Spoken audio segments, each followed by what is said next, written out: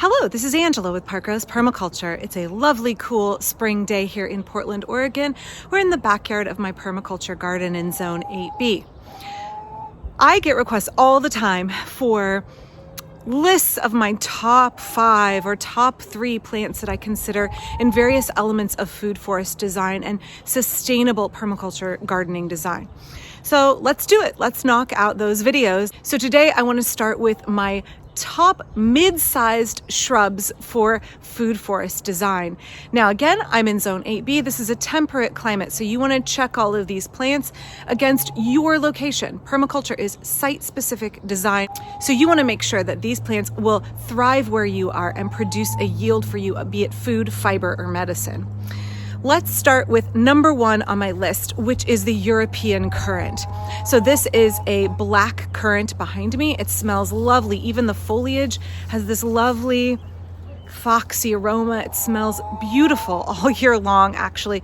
I've talked in videos in the past about how I love to stroll through and brush against it and just release that beautiful fragrance. So right now, my currants are in blossom, and they have kind of like a subtle, low-key, not a super spectacular blossom, but it does provide an element of kind of subtle beauty in the garden. And then later in the summer, I will have red, white, pink, and black currants. I do have a video on how to protect your currants from currant fruitworm, also called gooseberry worm. It's definitely a problem in the Pacific Northwest. So if you're going to grow this plant in a food forest situation, be aware of the pest pressures and how you want to manage those. So I always encourage folks to focus on farming the soil, building soil fertility, because that will pay off in a more robust plant that is better able to fight off pests and diseases. But introduced predators like the gooseberry worm are definitely a problem that you want to address if you're going to grow this. I think it's still worth it. Just be aware that, anything you're putting in your permaculture design, you want to put in intelligently. You want to know what you're getting into, and you want to be successful. You don't want to walk in and say, I'm just going to throw a bunch of things together because I saw somebody talk about it on YouTube, and I'm going to have this really idealistic, kind of dreamlike permaculture garden. No, we're functioning in reality, and we need to get a yield. So do your due diligence. These are just plants that work really well for me, but I go into it with my eyes open, knowing what the upsides are and what the complications are. So plant number 2 is just finishing flowering, and it is such an underrated plant. This is the Juneberry, also called Serviceberry or Saskatoon. It is a native in most of North America. And this is a diminutive variety called Northline, which is bred to be shorter. Some Serviceberries can get as tall as 15 feet. This one is supposed to top out at 4 to 6 feet. And it is bred for fruit quality. So that's Northline, one word. Highly recommend this variety.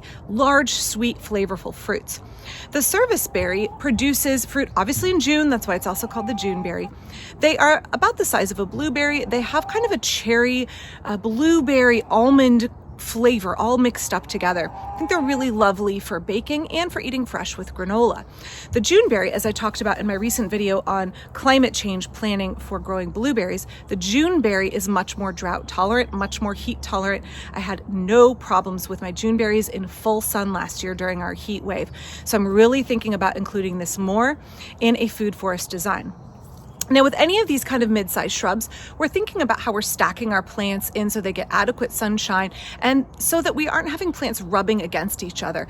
So when you're thinking about adding your Serviceberry, look at the variety and how tall it gets, because you don't want it at maturity to be creeping up into the canopy of your dominant fruit or nut tree in your guild. That's just going to cause problems for you. You want to have good air circulation, and you want to have adequate spacing between your guild plants. So again, I'm a big fan of Northline. I have a few others that are a little bit bigger and the fruit is maybe a little bit more sour.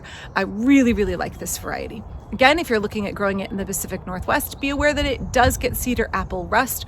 I find that I have not had any trouble with that if I grow it with good air circulation and keep the center pruned. And then if I happen to see any infected fruit, I just pluck them and I don't put them in my compost. Really quickly, you can see how heavily this sets fruit. I'll get a large crop off of it. Also makes good supplemental snacks for chickens and ducks. They really like the fruit of the Serviceberry in my experience. Also a really lovely decorative plant. Now be aware, it is sold as a landscape plant because it has these lovely early spring flowers. These are kind of past their prime, but that's okay.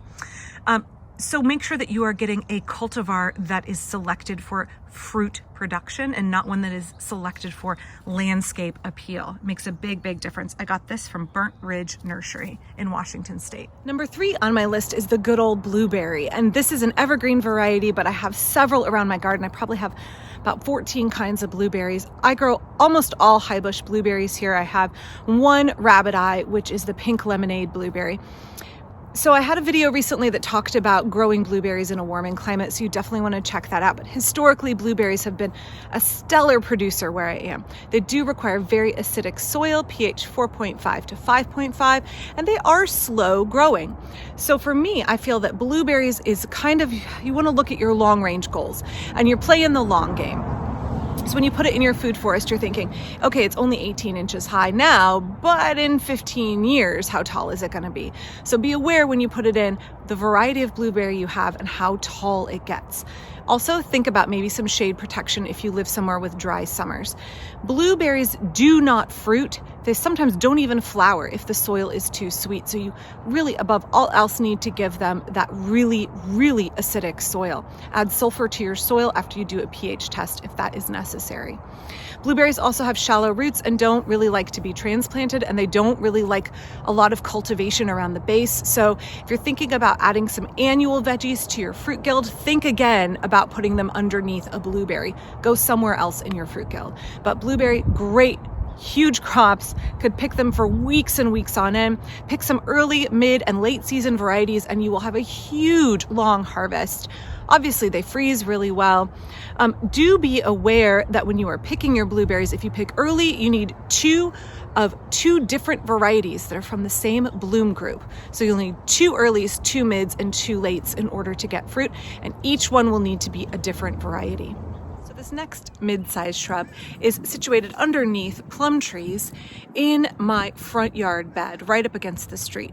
This is the haskap or honeyberry, and they grow in a variety of shapes and sizes, anywhere from about 2.5 feet tall and 3 feet wide, up to 4.5 or 5 feet tall and 3 feet wide. So make sure you know what size you're getting. I really love the haskap because it provides a yield in May before any of my other berries are really ready. Now, it is just finishing blooming. Everything is a little bit late this year because of our really funky weather that we're having. I love the haskap because it is, again, that earlier fruit. It is something that hummingbirds and bees love, so it's early forage for our wildlife as well. And because it is something that is very, very cold tolerant. In fact, it's grown commercially in pretty cold climates in Canada. So I like the haskap. It is something that struggles with drought and too much wind. So growing it in a sheltered location, I have a hedge over here that buffers it from the wind that moves this way across my landscape. That helps prevent wind damage on it, but it can handle really cold temps. And I have found that it's very easy and low maintenance. If I forget to prune it, that's okay. It still produces great. It has very subtle lemon yellow colored flowers and a huge quantity of fruit. I have a whole video about growing and harvesting these if you would like to learn more about them in detail. So thanks for watching today. I hope you got something out of this video and you learned a little bit about those kind of mid-sized fruit guild shrubs that I think are wonderful food producers in a temperate permaculture garden. I will be back tomorrow talking about large shrubs that I think work well in a food forest design. And I hope that you will tune back in because I have several. Some of them you may be familiar with and some may be a little bit more unusual. In the interim, you can check out my Patreon down in the description to learn how to support this channel, and I'll see you tomorrow for my video on large shrubs.